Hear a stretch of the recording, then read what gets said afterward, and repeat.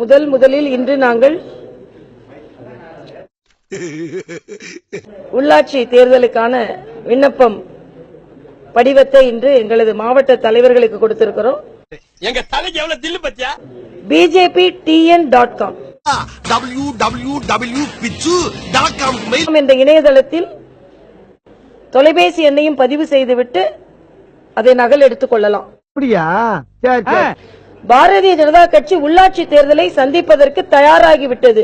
ஐயோ, தஞ்சாவூர்ல 5000 ஏக்கருக்கு சொந்தக்கார வெண்ணெய் அறிவுரு அப்படியே அறுத்து தள்ளிட்டாலும் உள்ளாட்சி தேர்தல் எவ்வளவு விரைவாக நடத்தப்பட வேண்டுமோ அவ்வளவு விரைவாக நடத்தப்பட வேண்டும்.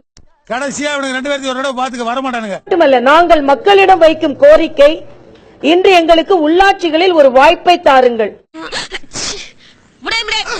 ஒரு வெளிப்படையான நிர்வாகம், நேரிடையான நிர்வாகம், நேர்மையான நிர்வாகம், இதைத்தான் மத்திய அரசு செய்து கொண்டிருக்கிறது. மட்டுமல்ல, தமிழகத்திற்கு கிடைக்க வேண்டிய அங்கீகாரத்தை போராடி பெறுவதில் நாங்கள் முதன்மையாளர்களாகவே இருந்து கொண்டிருக்கிறோம். யார் நீயா?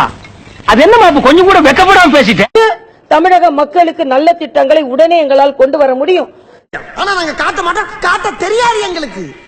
ஆனா மக்களுக்கான திட்டங்களை உடனே கொண்டு வர முடியும் என்றால் அது பாஜகவால மட்டும்தான் முடியும்.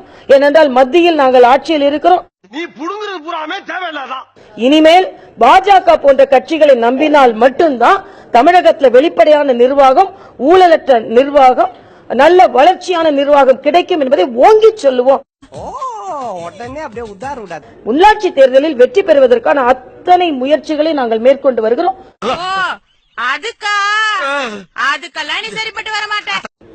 வெற்றி வாய்ப்பு நன்றாகத்தான் இருக்கிறது.